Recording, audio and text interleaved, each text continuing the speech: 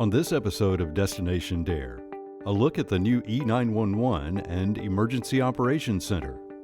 The town of Southern Shores gives you an overview of its town departments.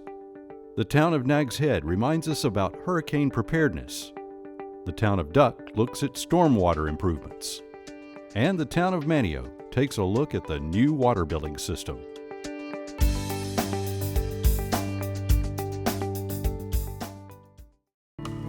In April, Dare County held a ribbon cutting for its new E911 call center and emergency operations center. Here's a brief tour of the building and its capabilities. The new Regional Emergency Communications Center is the first of its kind in the state of North Carolina, with Dare, Hyde, and Terrell counties coming together to consolidate emergency 911 communications for the three counties.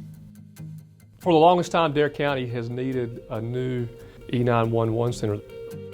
And so I called E911 and said, if we were able to consolidate with somebody, could we get that similar grant to pay for the E911 part? Long and the short is we decided that it was beneficial to both Dare County and to Terrell County. We worked around and looked and talked and found that it wouldn't cost us any more to have Hyde involved. The Regional 911 Communications Center is operated by the Dare County Sheriff's Department. Telecommunicators working at the center provide a vital service by linking callers with over 60 agencies that provide emergency services in the three-county area, which covers approximately 3,400 miles. With an estimated average of one call every 30 seconds, totaling 153,000 calls per year, the center utilizes state-of-the-art technology to help coordinate and manage operations. We've always been blessed in Dare County that we've had the technology and kept up to date with that. I feel like the center of everything that we do here comes back to the human element. I think the folks sitting in that room right now are the most highly qualified, most multitasking folks that you'll ever meet in your life. So be it Christmas, middle of the night, or on the weekend, these folks are right here to get the job done for you. The Regional 911 Center is co-located with the Dare County Emergency Operations Center. This state-of-the-art facility is where more than 50 municipal, state, and federal agencies come together to provide essential services including public safety and law enforcement during emergency response and recovery operations, such as during a hurricane. We had a little room up on top of the jail. We'd have 60 or 100 people crammed in one room with one bathroom, no food, no sleeping, and we'd be there for 2 or 3 weeks and just very inadequate. And so from an operations perspective, it improved things dramatically on the emergency side. The new Dare County Emergency Operations Center brings a wealth of technology that we didn't have before. As you can see behind me, we got a video wall that is able to display information, and we have seats for up to 50 people in this one single room. So we can bring people together that were before not able to come into the same spot, share information, share the situation, and get actions done to ensure we're able to respond to, recover from, and then also move into the mitigation phase to make our county a more resilient county and a safer place for our residents and visitors. The new building also houses the administrative offices for Dare County Emergency Management, Dare County EMS, and the Dare County Fire Marshal. This is the first time we're all in the same spot. Before we were just spread across the offices in another building, but now we have a functional office where we can all come together and work on day-to-day work and also be here to activate the EOC when it's needed. By working cooperatively and pooling resources, Dare, Hyde, and Terrell counties are leading the way in providing emergency communications to the entire region with an efficient and effective operation.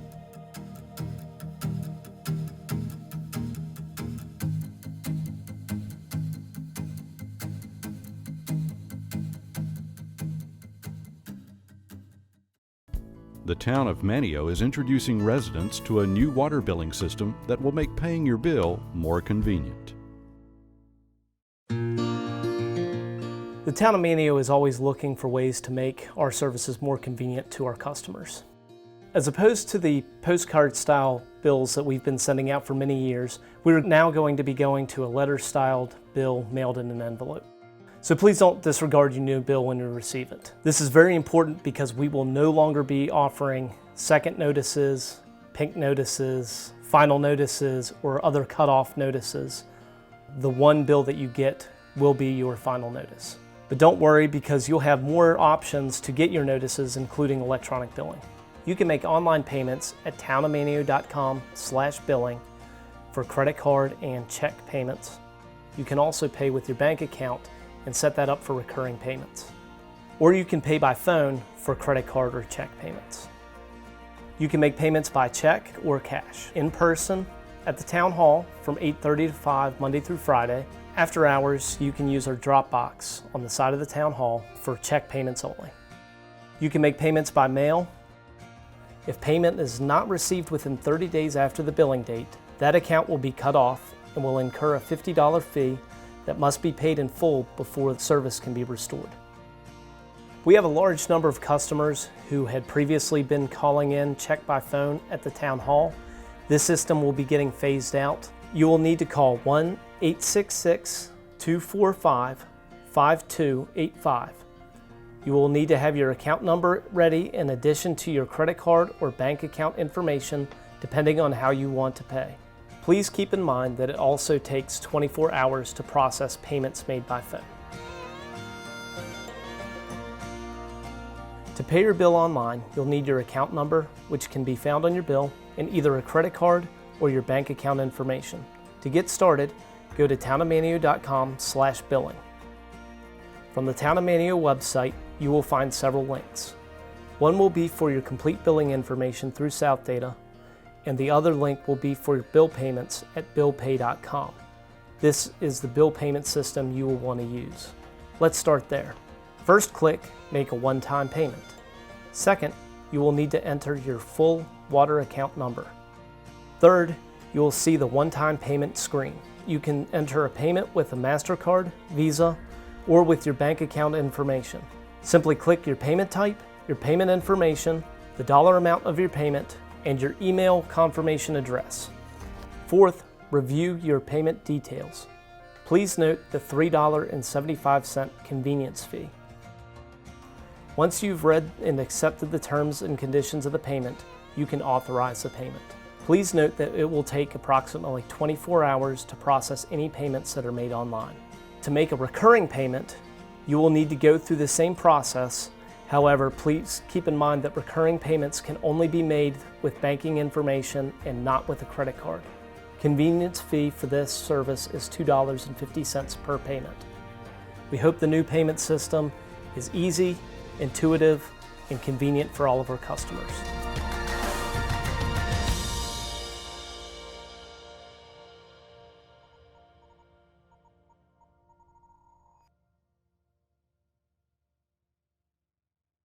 With hurricane season approaching, Kevin Zork, Fire Chief and Emergency Manager for the Town of Nags Head, gives you some tips to consider to help you be prepared for a storm.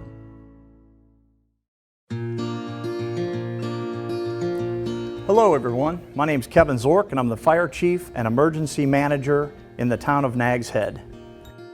We always recommend that if hazardous storm conditions are approaching, that you choose to evacuate. Remember that during these storms, emergency services may be delayed in their response or unable to reach you at all. Water is a devastating force, and if you're in a flood zone, figure out where you will go and how you'll get there to get out of the path of water. More good advice from those that encounter roadway water while traveling is turn around and don't drown. This shallow water hides deeper water. The road may be undermined or unstable and gone altogether. One of the most critical elements in storm preparation is getting the proper and updated information from local governmental agencies. During a hurricane, we have several information resources available to us, starting with weather information from NOAA. They have a great website, noaa.gov. For more specific information to Dare County, and in particular to the Town of Nags Head, you can go to the Dare County Emergency Management website, darecountym.com. In addition, North Carolina Emergency Management has an app called Ready NC that's really helpful. There are no storm shelters located in Dare County, so if you're planning to evacuate, make appropriate plans early. Be sure to consider your pets, as most inland shelters do not accept pets. If you decide to stay during a storm, you're going to need ample supplies. Have enough non-perishable food, water, and medicine to last each person in your family for at least 1 week. make sure that you allocate at least 1 gallon of water per person per day for a week. In a serious event, you should prepare for the interruption of utilities, and that would be electricity, cable, and phone, for between 72 to 96 hours, or potentially longer if the storm is severe. Before the storm, fill up your vehicle gas tanks with fuel and make sure that your outdoor grill is prepared to cook food should your power be interrupted. Lower the temperature to the maximum on your refrigerators and freezers to keep food as cold as possible for as long as possible. Make sure you have extra cash, a battery-powered radio, a first aid kit, and working flashlights on hand. It's a great idea to pick up an alternative battery to power and keep your cell phone charged during these times. If you use a generator, operate it safely outside and away from any vents and windows so exhaust fumes don't enter your home. Start hurricane preparations now. And remember, neighbors helping neighbors can decrease the risk of a storm-related injury or fatality. Especially remember the elderly and infirm because they need our help. Consider adding your name to the Dare County Special Needs Registry if you need individual assistance. Being prepared before a hurricane threatens makes you more resilient to the impacts of wind and water. These preparations will make the difference between you being a hurricane victim or a hurricane survivor.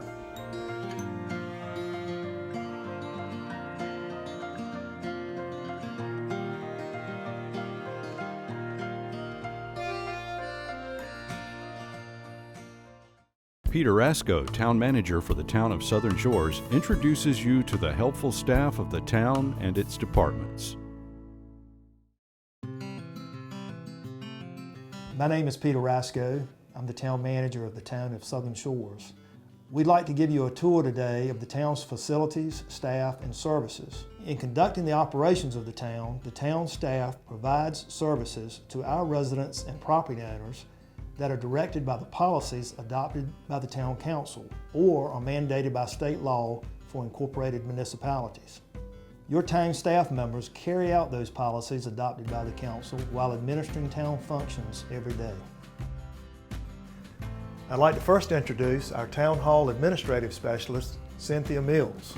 Cynthia is the main point of contact for general inquiries by the public. She administers the town's parking permit program, and she also administers transactions for the town's cemetery.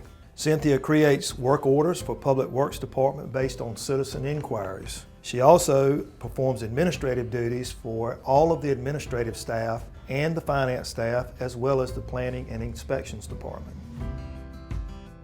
Sheila Kane is the town clerk for the Town of Southern Shores. Sheila has been with the town for 9 years. Sheila performs all the clerk functions for the Town Council as well as the town's Board of Adjustment. She keeps and protects all the public records of the town, including its ordinances, resolutions, and proclamations passed by the Town Council. She also develops all the meeting agendas, reference materials, and meeting minutes. Sheila serves as the town's day-to-day public information officer. She maintains the town's website and also develops the town's bi-monthly newsletter that's sent via email. Meet Bonnie Swain, the town's finance officer and human resources officer. Bonnie has been with the Town of Southern Shores for 13 years. Bonnie performs all of the human resources functions for each of the town's employees. Bonnie also handles all financial functions for the town. An important function of Bonnie's is to coordinate with our town auditor each year to make sure that Southern Shores conducts its financial operations in accordance with state law and all general accounting principles. You've just met the town's administrative staff.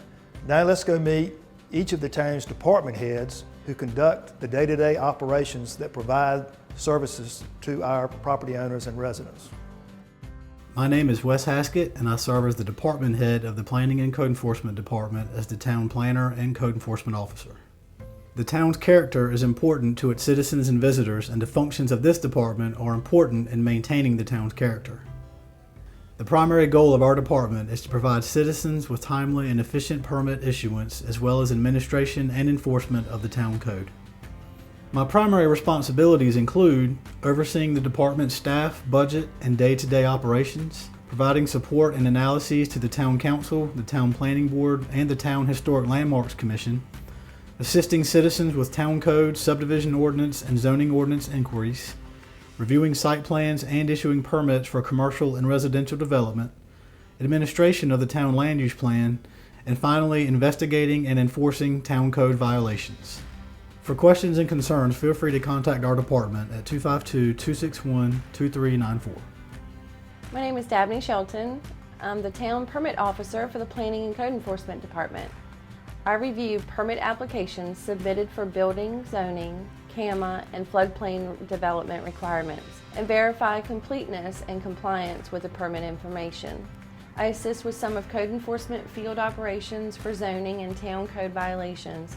I coordinate and collect information as the CRS coordinator, floodplain administrator, and the local permitting officer for CAMA minor permits. As the permit officer, I serve to provide the most current land development information on local, state, and federal regulations. My name is David Cole. I've been the police chief here in Southern Shores for approximately 10 and a half years. We have an exceptional group of men and women. We have a total of 12 sworn police officers currently. It's important that we build a community relationship in an effort to solve some of the problems that face us. And I feel that the Town of Southern Shores Police Department has been very successful at being able to do that. It's important that the community get to know their police officers on a personal basis, and I feel that we've accomplished that. We provide excellent services, and I feel that we've had a very high level of service that we do provide to our community, not only our residents, but also those that are visiting during the summer months. Hi, I'm Mike McCleary, Supervisor of Public Works for the Town of Southern Shores. The Public Works Department maintains close to 40 miles of roadways, 4 bridges, 5 miles of oceanfront beaches, and 7.5 miles of canals within the town limits. The Public Works Department is responsible for the maintenance of right-of-way, streets, bridges, beaches, multi-use paths, canals, and all town-owned properties. This includes repairs to town-owned buildings and parking lots, maintaining the Southern Shore Cemetery, and mowing and trimming of vegetation on town properties and right-of-ways. The employees of the Public Works Department strive to make the Town of Southern Shores as safe and as beautiful as possible. We enjoyed having you on this virtual tour today. The town staff and I are here to serve you. Stop by your town hall or contact us and we'll be more than happy to assist you.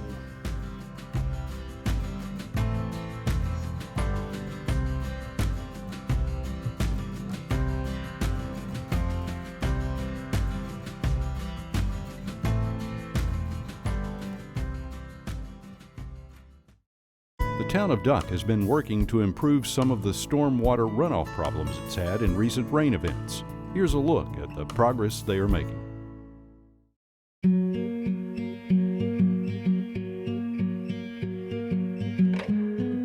I'm Monica Thibodeau. I'm the Mayor Pro Tem of Duck, and I've been on the Town Council since 2003.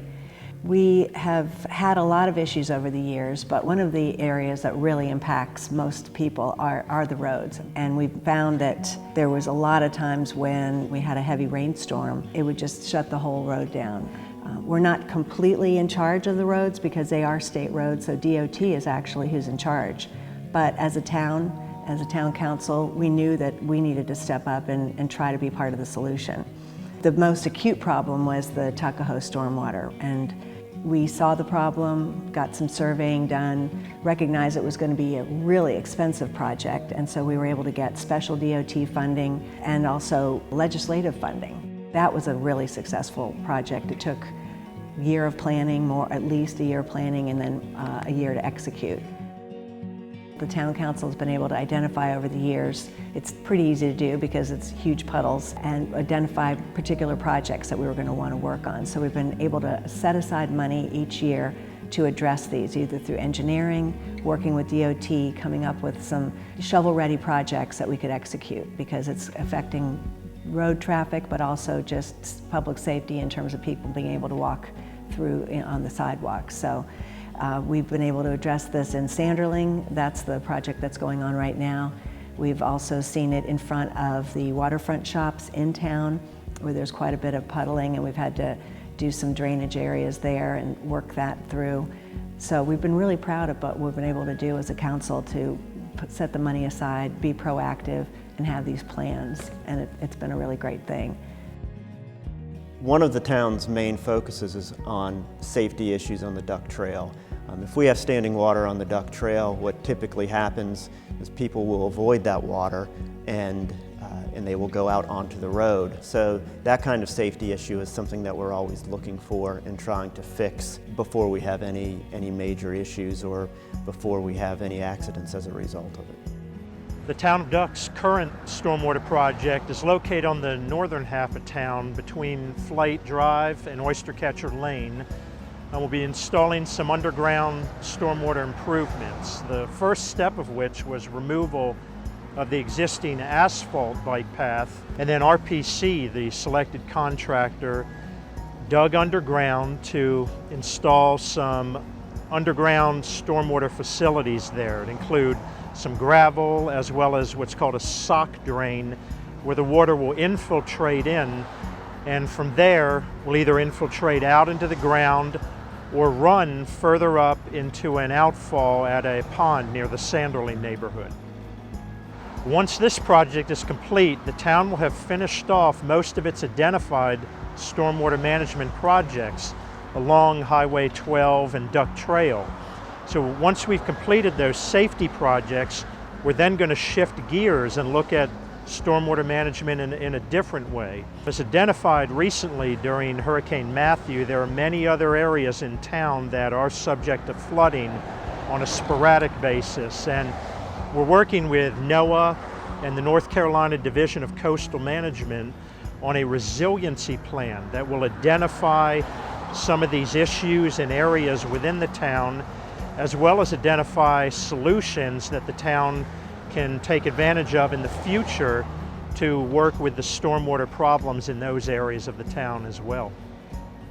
We're one of 4 localities that have been chosen as a case study for what to do. And one of the things that I'm particularly excited about is that one of the focuses will be pure rain events. And so we're hoping through this study that we'll be able to use it as a springboard into coming up with some future improvements that could help with recovery from those rain events. This is a commitment that we're going to make for the future as well. We're going to continue to set aside funds and look toward the future and address any issues that come up.